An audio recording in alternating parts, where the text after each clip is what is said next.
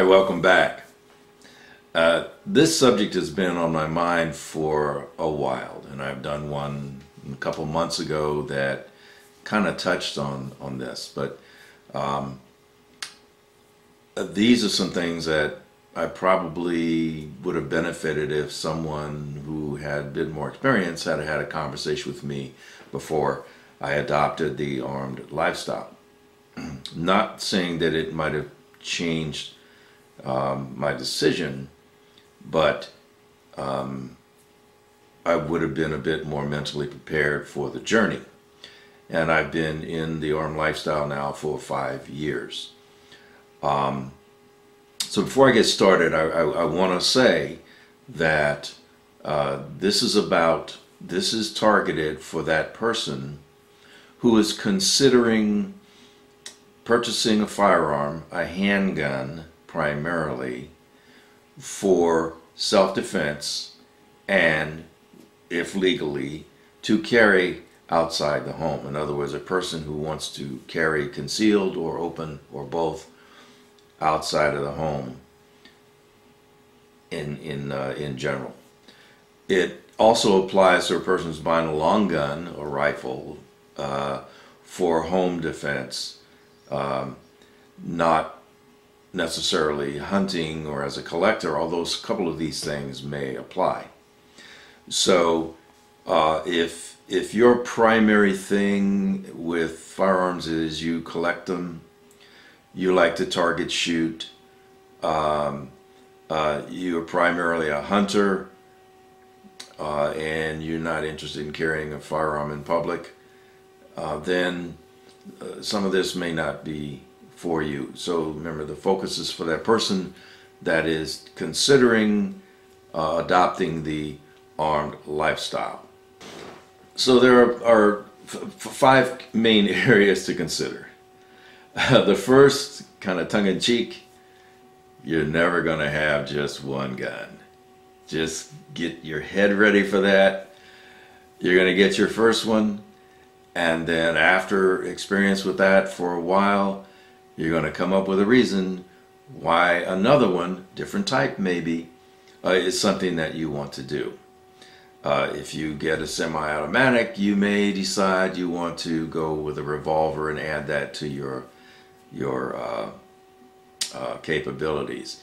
If you have an AR platform, you may want to go with a lever gun and add that, or a shotgun, or some other kind of variant. So it's highly unlikely that you will finish out your life with just one gun. So just get ready for that. Now, in line with that, getting your first gun, let's talk about item number 2, which is cost. It is never just the purchase of the gun. You're going to get the gun, and that's going to be between $300 and $450, depending on size, caliber, manufacturer, and some other things. You can get a new gun less expensively. The High Point brand is down in that level. They're perfectly safe. Most people, they just don't want to carry them. But you can get firearms that are less expensive, but there are other characteristics about them that may not be something that you like. So that's to consider. So you're going to get the gun. Now you need to be able to carry the gun on your person, whether it's walking around in the house, whether it's out in the public, or whether it's on the range. What does that mean? You're going to need 2 more things. You're going to need a belt that's designed to hold and support the weight of a gun. A gun is going to weigh between 1 and 3.5 pounds. Yeah, consider that's a bit of weight to have on these flimsy designer belts, whether it's male or female. So you're going to need to get a gun belt that can cinch down and hold the gun in its holster. That's the third thing you're going to get, is a holster that fits that gun. Okay?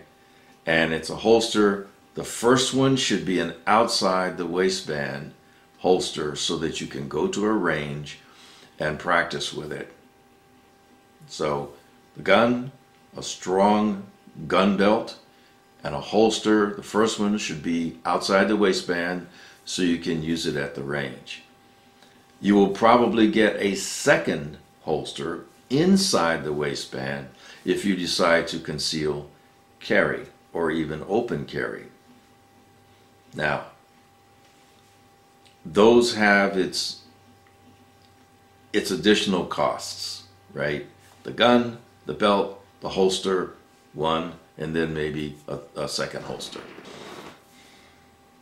The next thing with cost is you're going to go to a range and shoot. Sure, you can carry your gun in the box or the case it came in instead of a holster. You could do that. But there's other stuff, right? You're going to need your eyes, your ears, maybe some cleaning supplies, maybe some tools. And that means you're going to have to put it in a bag or a backpack or some kind of thing. And we call that a range bag. So you're probably going to spend a little bit of money on a range bag or a merce or a man purse or something to carry your stuff to support you and your gun when you go to the range and practice shooting. Now, the third thing to consider is training. Now, if you've been highly trained in the military or someplace else on how to use a particular firearm that you're going to buy, fine. Most people aren't, and this is not, back in the day where everyone had a farm and you had a lot of land and you got a little sawhorse and you put the bottles up and you went out back and you started practicing shooting bottles or cans or something. Those days are pretty much gone.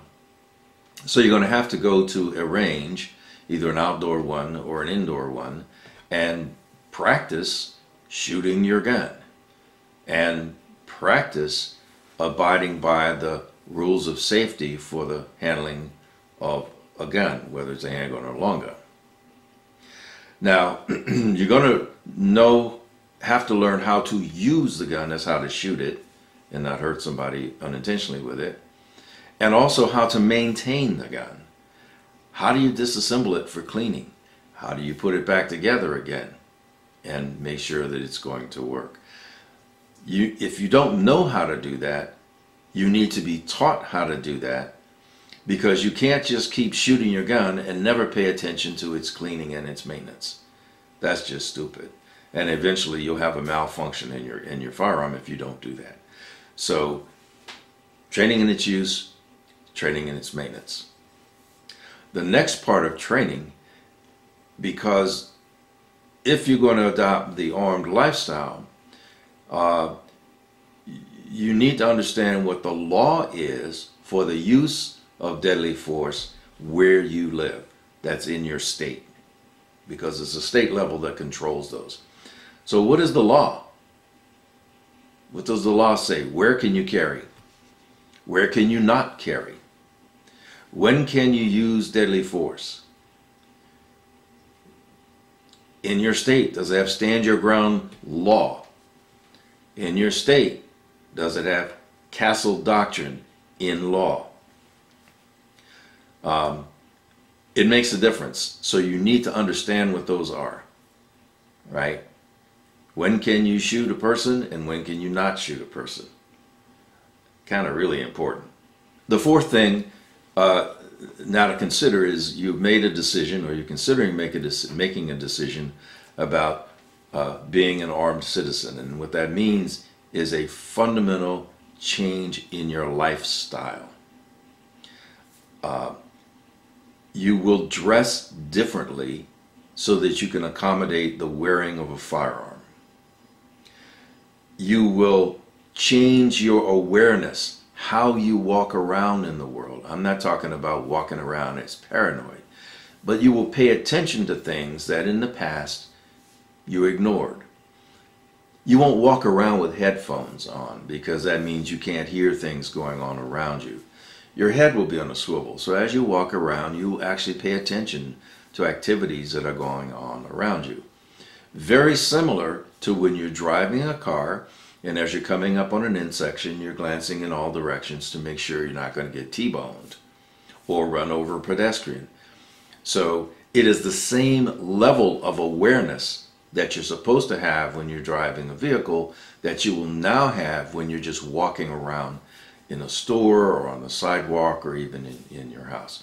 So that's not paranoid, that's just increasing your awareness level under more circumstances.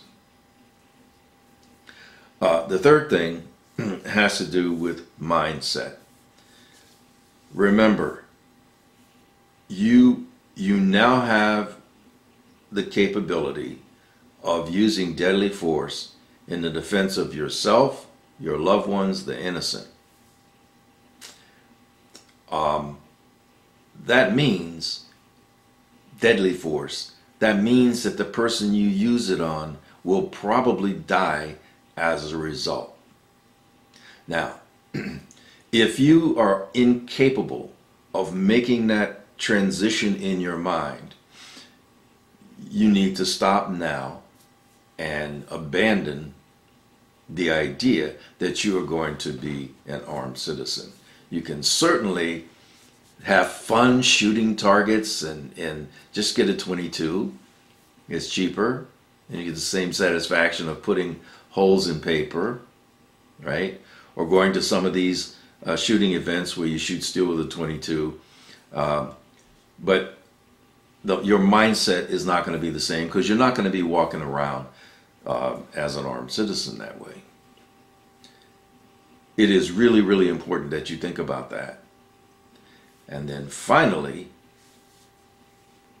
if you are part of a family and you spend time with your family, you need to decide how this decision is going to affect your relationships with your significant other, your children, your siblings, your parents, people that you know as part of your social structure. Because I guarantee you that unless all of them support the Second Amendment, and unless all of them support the idea that there should be armed citizens walking among us, you're going to have your relationships traumatized, and you need to be prepared to handle that happening to you. So to summarize, you're not going to get just one gun. You'll probably end up with more than one. You need to understand what the real costs are going to be for the gun, the belt, the holster, the range bag, and the ammo that you're going to be shooting, and the targets and stuff. You need to focus on training for how to use your gun and maintain your gun, training on the law of use of deadly force, where you can, what the laws in your state are, and then pay attention to the things that will happen in your life. Your lifestyle will change, your awareness, your mindset, and so forth, your wardrobe. Once you've done that, then you're ready to go to the gun store and pick out your gun.